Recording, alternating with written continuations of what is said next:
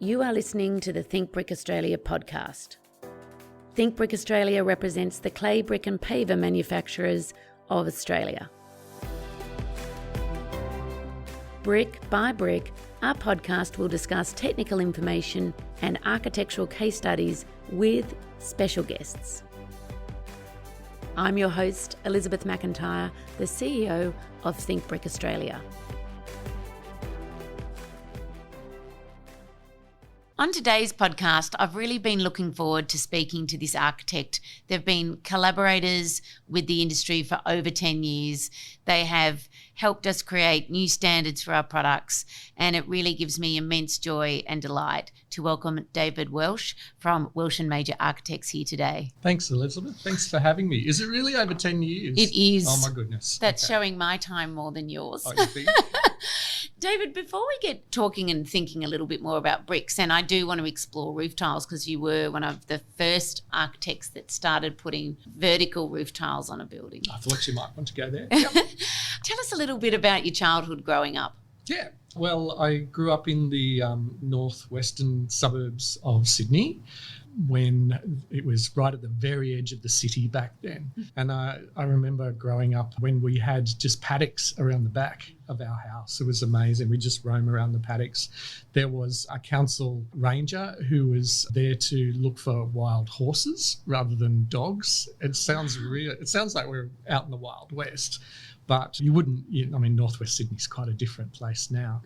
But we grew up, I say we, myself, my family, my sister, my mum and dad, this lovely house that they built.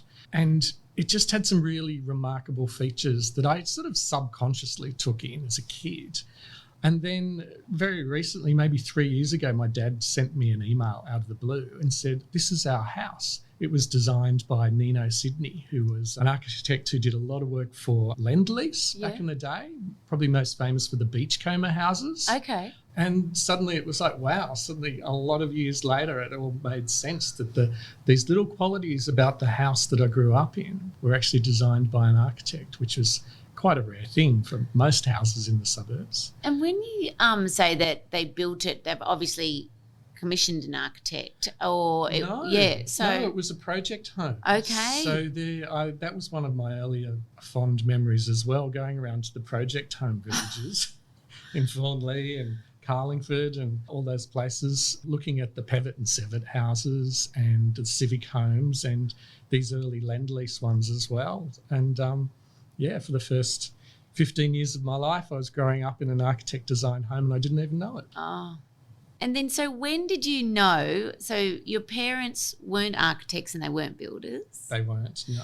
Engineers or? No, my father was in advertising. Okay. So we did get to visit a lot of cool homes around the North Shore that his peers had built themselves, and I assume that they are engaged architects. Some real fantastic Sydney School houses. I have these vague memories of visiting and going, wow, this is awesome. So just all these little bits started dripping into my tiny mind, and I suppose I started to develop an understanding or an appreciation, at least, of what good spatial design might be. Did you know any architects growing up? No. I didn't either. That's why I remember a friend of mine said that he wanted to be one, and I just thought, wow, I don't know anyone in that profession. Yeah, well, there was sort of out in the suburbs, there was not many people lived in an architect design home.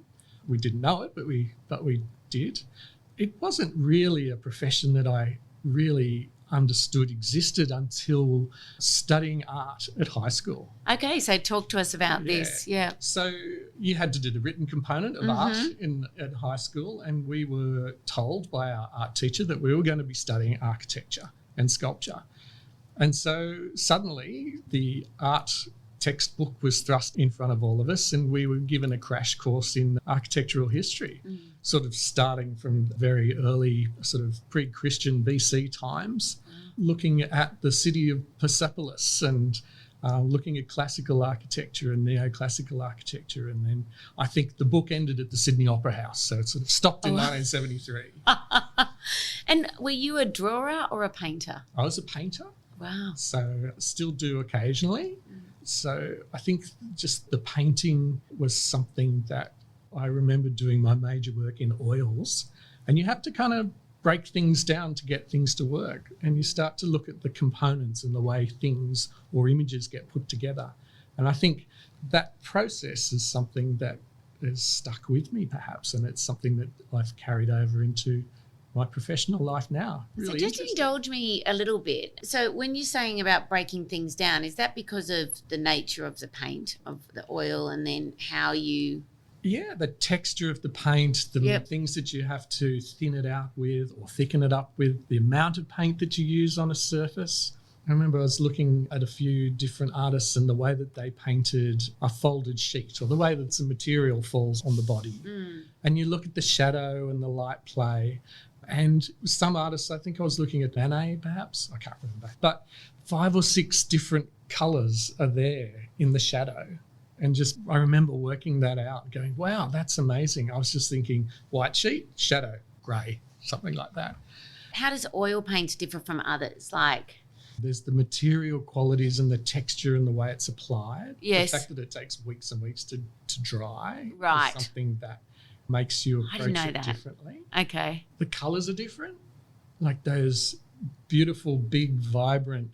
I'm looking out the window now, looking at the jacarandas that are still hanging around. Yeah. All those kind of rich turquoises or crimsons and magentas and things like that, much more easily achieved with acrylics or something like that. Okay, all but right. The oils, it's a bit of a dark art, and I'm just mucking around with it, of course, but it's great fun. The smells of all the different mixtures and mediums that you get to play with. Yep. The alchemy of things. Yeah, it's quite wonderful. And so you discover this profession of architecture, and then when did you decide that that's what you were going to do? Probably when I failed second year architecture. Oh, right. And well, take us to the decision. You've chosen to study it, and yes, it was my 5th choice, I think, on my form, and I was shipped off to Newcastle. So Newcastle Uni. Yeah, and I just loved it. Quite love living away and finding out about the big wide world, or big wide Newcastle. It was a bit of a slow process, I think, because there's the 2-degree process that we followed. So I took 4 years to do my first 3-year degree. Yep. I don't think I really fell in love with it until I went back for that master's degree, that 2nd degree. Okay. And then I applied myself a little more, and I just keep doing it. During that time, were there architects that had made an impression on you that you perhaps hadn't seen their work before? Or absolutely. There was, we're all lucky enough to see the great works of, Glenn Murcutt's really great houses at that time, which was quite wonderful. But we're sort of also looking at the postmodernists in Europe, and I was particularly interested in some of the Italian architects, Giuseppe Turani, Giorgio Grassi, Aldo Rossi to a lesser extent, although he seems to have made a bit of a resurgence there's a lot of interest about his work again now. Quite rational, considered compositions, but those wonderful drawings that you would see from some of the architects, including some of the American architects as well. Those axonometric drawings, those on yellow trace, the beautiful paintings that Zaha Hadid was developing at the time, which I was lucky enough to see some of the actual paintings when we moved to London some years later.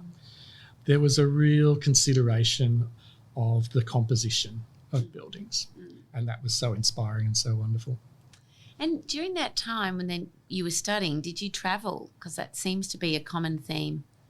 No, I didn't get off the island until I was, I think, 27. Right, so you'd finished. Yeah, I'd finished. I'd started work. I'd moved back to Sydney. So I'd been working for James Gross Bradley, for a couple of years. And then I had a couple of months before the visa that I was eligible for in the UK was going to lapse. So it's like, time to go, now or never, if I'm going to go away and work. And so I went with Chris Major, my partner, overseas, and we worked and lived in London, and it was a good time. Yeah. Yeah. And how long were you over there for? Nearly 3 years. Yes. So it was pre-millennium, and England and London was abuzz. There was a lottery funding that was being used to fund some really fantastic large architectural works. The Millennium Dome was probably the biggest one that was, or the most famous one that was happening in London. I was working for a smaller firm called Lifshitz Davidson, who had done a number of kind of important smaller works, social housing, some quite elaborate restaurants for Harvey Nichols as well. So it was quite a range of things. But we did get access to see all of these other architects as well. We were working in the same building as Richard Rogers down at Hammersmith, and the Thames Wharf Studios, that was the complex that Richard Rogers had set up. The River Cafe just started up as well. There was a young Jamie Oliver who was hanging around as a dish pig doing his work down there. It was a really vibrant time to be in and around London. And what did you notice outside of, I guess, the cultural differences, but just from an architectural perspective, what were the biggest differences that you noticed? The biggest thing was the access to technology, I think. Okay. And also at the same time, oddly, it was grounded in a real sort of craftsmanship, a real making. So all of those, there must have been hundreds, maybe even thousands of foundries that all started up for the Industrial Revolution. Some of them were still kicking on in their own way 100 years later or something. So if you wanted to make something out of cast metal, like a whole component of a building, say a balcony or something special, then there were people who could get that done for you. So you could make things from scratch out of any material. Whereas I think the way that I had been working in Australia before then was that we assembled things. Okay. We found existing systems and we adapted them sometimes, or we would make do with what we've got and turn that into something special. So that was quite an interesting learning curve, that you could do things differently. And, I mean, we did touch on it before, but I just wondered how you and Chris met. At uni. Right. So both studying architecture. So we didn't form the practice until well and truly after we got back from London. Okay. So we've got that common interest in architecture. Yes. Which is always, we're still both incredibly passionate about what we do, which is a lovely extra to our relationship. Yeah. We can design quite differently, so we have complementary skills as well. And I think that obviously benefits what the output of our practice is. Did you work together on the dreaded group projects at university, or was that something that you were, so you just knew each other? But yeah, we just sort of in the same kind of in the same orbits, I suppose. Yes. It was a very small year in Newcastle too. I think there were 27 of us that graduated in the end, and all of those late nights in the studio, a relatively close bunch of people. So, still a good chunk of them are friends to this day. Before we get on to some of your projects, I'm just wondering whether you could talk to us a little bit about cheese making, because I've read that you're an occasional cheese maker. Where did this come from? I'm more of a lapsed cheese maker now, but I think I do have a certificate in cheese making somewhere. How did that come about? I think it was a Father's Day present. Oh, right. I got sent on a course. Okay. So, it was just another thing to make. And it's quite fun. And this is sort of the things that are talked about with painting, all the alchemy of putting things together and watching things change in front of you. But no, I feel quite guilty now. I've got to start things up again. That wasn't the intention. So, and did you and Chris always have in your mind that you would start practice together, or?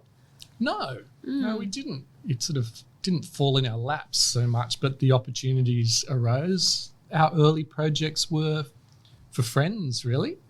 So there was also our house as well that we did way back. So people say never work for friends. Or I was going to say, it's such an emotional decision. It is. I mean, I wouldn't work for everyone. No. But no, it was something that I think was quite fun to do. I think parameters were set and people expected that, no, it's got to be a professional working relationship, and we agreed on the fees and all those sorts of rather boring pragmatic things, but we did that and that set the parameters and off we went. So, we've still been working for friends on and off to this day. So, I wouldn't necessarily say don't work for friends as a sort of blanket rule. But you obviously had some good boundaries there. Depends on the people. Were there any of those early projects that you really felt, defined what you were doing or had your early fingerprints on them? Yeah, I think from the very first one, which was a little extension to a house in Borden Street in Newtown. Yep. That was for a good friend of ours. The brief was that he just wanted privacy in quite a congested little part of Newtown. And we got to experiment with a particular building type, which was precast concrete. Yes. Which was usually laid in kind of 100-metre long, like cake tins out in industrial estates, and then you just chop it up. Yep. And so we brought this rather large industrial system into a small context in the city Sydney, and it worked quite well. So it's still hanging in there. Walked past it the other day. It's still good. Yeah, and that, I think, got us interested in any material has its merits. Okay. There's no such thing as a good material or a bad material.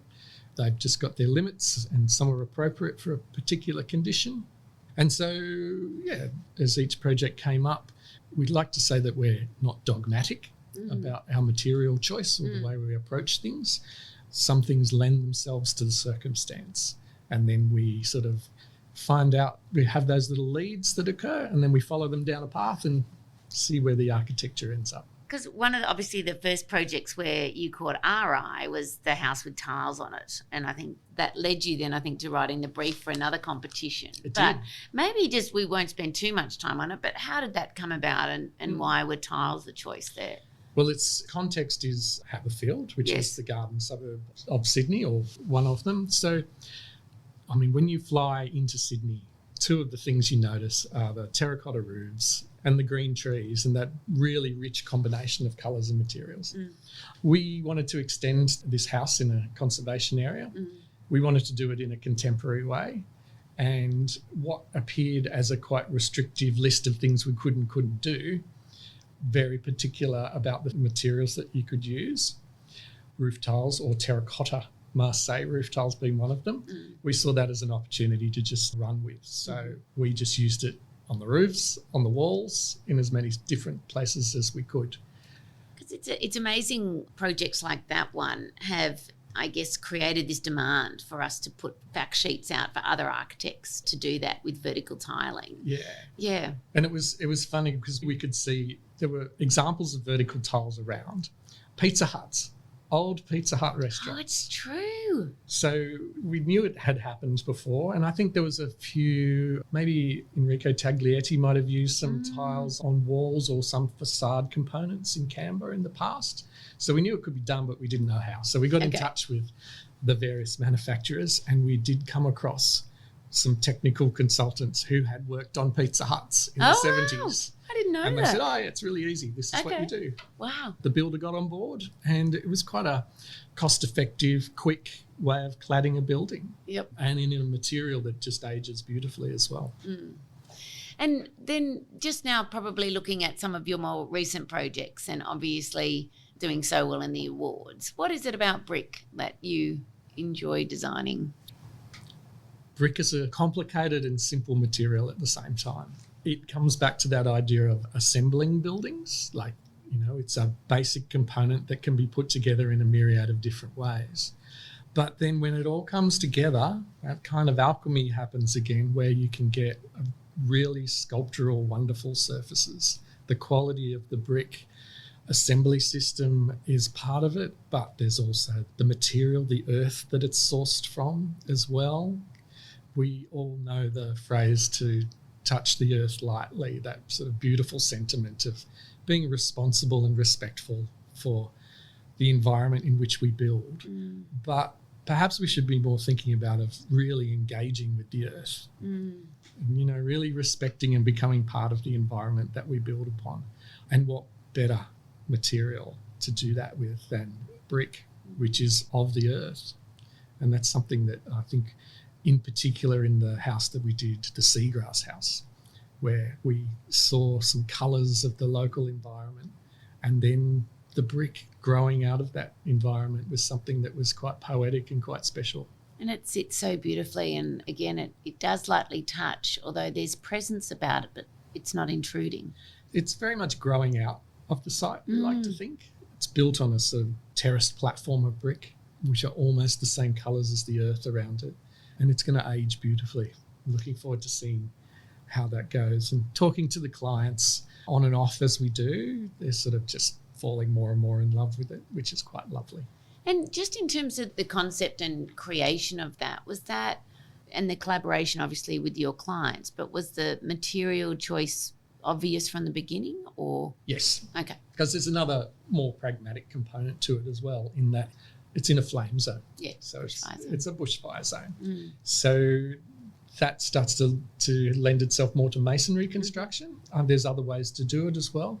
But the combination of these different things, the pragmatism of the bushfire component, the poetics of the site, all came together with this particular product that we used there, that we'd used on a few projects before as well. I think there was a house we did in Annandale, which used a small component of the sort of longer, more Roman bricks in part of the landscape, but it also used a sandstock brick as well. And we liked the idea of designing an endemic house. Like, if you could source all your materials from within 50 k's of the site, could you do it? We couldn't, but most of the house, which is this sandstock brick, is within 50 k's of the site. Do you know, I'm hearing that a lot more from architects now, that really where the materials are coming from or where they have been is becoming more and more important. Yeah. Our practice moved to becoming carbon neutral a couple of years ago now. And a key component of our sort of carbon footprint is the travel. And so we've sort of got our own house in order, so to speak. So we should apply that also to the buildings that we do as well. It's a lot more complex when you're trying to work out the carbon footprint of a material. You can get things from overseas that are actually quite have a small carbon footprint. But I think it's a good start. Yes. To stay local. Yes. There's a whole lot of good reasons to be doing it. That's right. You did so many different embellishments with the seagrass house, particularly the stepping of the brick. And I just wondered whether you could talk about when you were executing that, how did that go? Well, we spent a lot of time with the clients there was a house there before. Oh, okay. But it was unfortunately riddled with termites. It was a self-demolishing structure. It didn't have much more time to last. But we sat in those sites and we worked out where and how they lived in the house at the moment. And they lived at the edges. So often you see with these sort of seaside houses, there's these big balconies, and they're kind of a restrictor, oddly, that you don't get to be out at the edge of the building looking out over the valley or down to the beach. These guys had sat right at the very edge. They put their kitchen table right near the edge of the building and they sort of lean out the window. Oh, wow. Okay. And that idea of sort of leaning out, almost on leaning out to the side of a ship was kind of a nice idea, having no balconies there. And so when we decided that brick was the correct choice of material, we worked out ways to actually get that brick structure to hang out over the bush. So there was that corbelled edge that starts to sort of step out. And the brickwork provides the structure, if you like, to support the people as they're perched out there looking out over the valley. Is there anything that has surprised you with brick over the years? Yes. It's just so varied. There's so many bricks out there at the moment. It's astonishing how many, like, we're a relatively small country. There's hundreds of bricks to choose from. There's still more people coming into the market now offering new bricks, sort of more, I suppose, sustainably sourced bricks. They've got different materials in the mix as well, handmade bricks. We've become aware of bricks from overseas as well, but looking at those, I think, is important to see how we might be able to make things differently here. I do notice we were talking a little bit before just around the US, and I do notice the major difference I see in the US is that their bricks are like less colourful, or they tend to sort of go with this monolithic colour scheme, you know, whereas I do feel in Australia the blending is there, new colours are introduced, we're maybe a little bit more creative with our application. Yeah, and people are still looking to push the boundaries even more. There's some really rich, vibrant brick colours out there now, like really sort of deep pinks, but there's sort of 15 variations on that colour, and moving them all together is something that we're hoping to experiment with in some upcoming projects. But yeah, I think people really love the idea of a product or a material that you can really get into and get your hands dirty with, figuratively speaking, of course. It's that honesty, I think, of just playing in the dirt. That's what it comes down to, really, isn't it?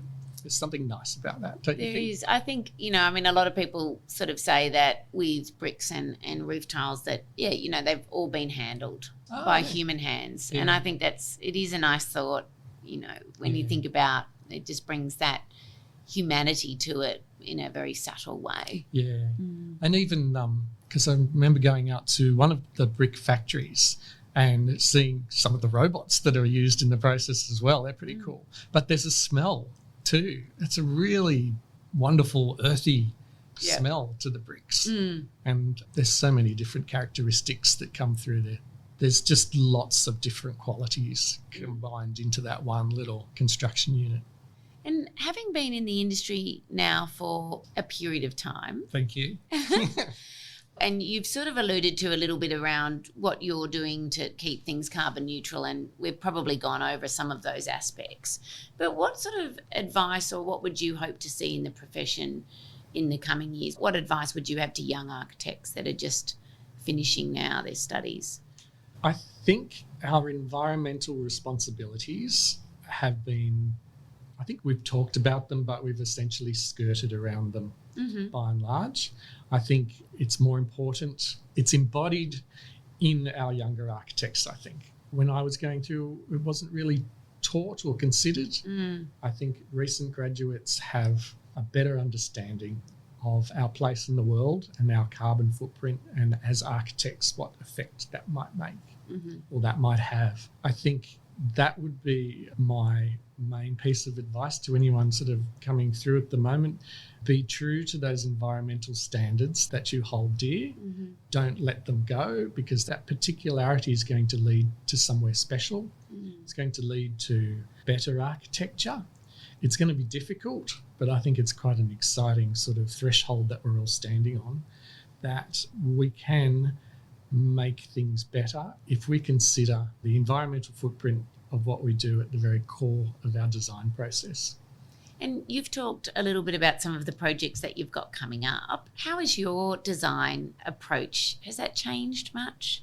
It has. It's part of the environmental concerns, but it's a relatively recent journey for us. It's designing with and designing for country and engaging with First Nations peoples to understand what the land is about, what the implications of building on this land are.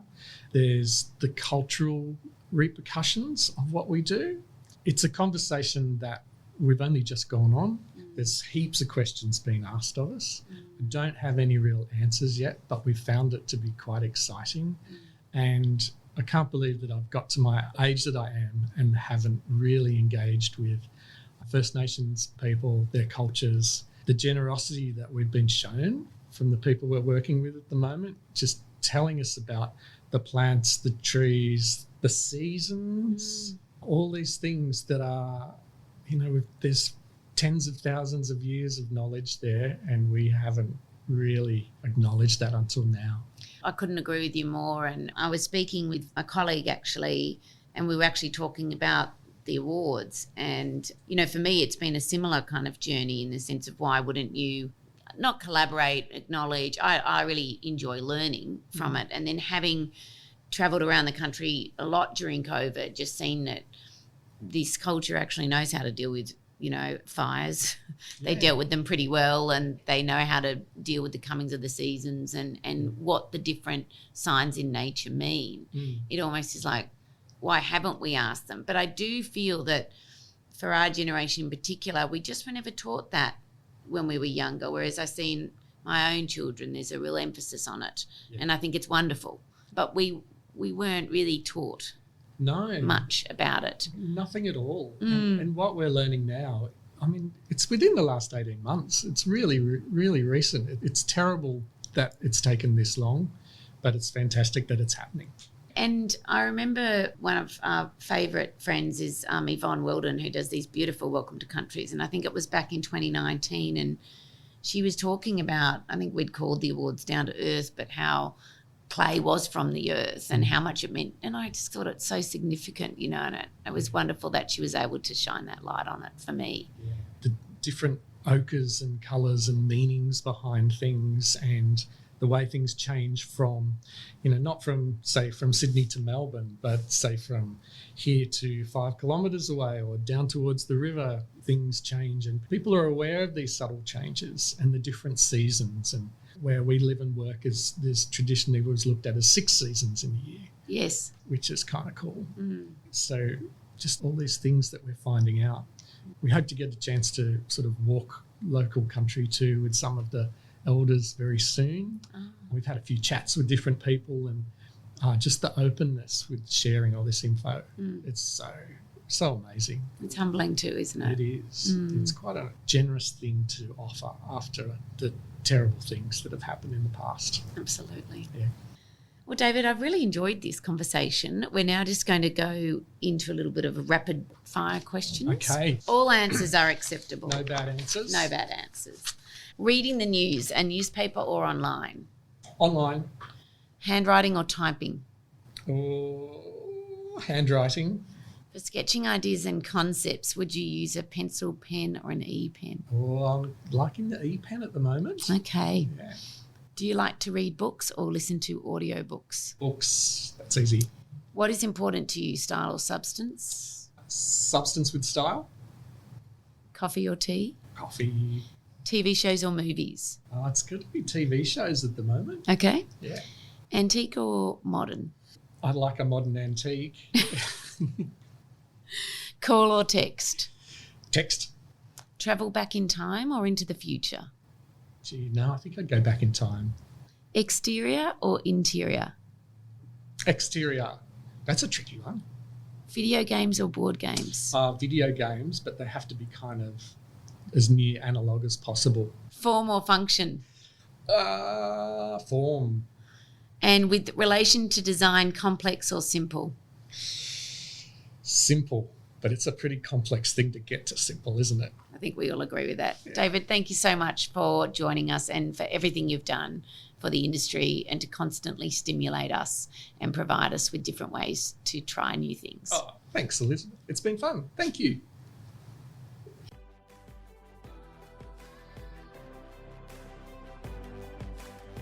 If you have enjoyed this podcast, please follow, rate and review our podcast.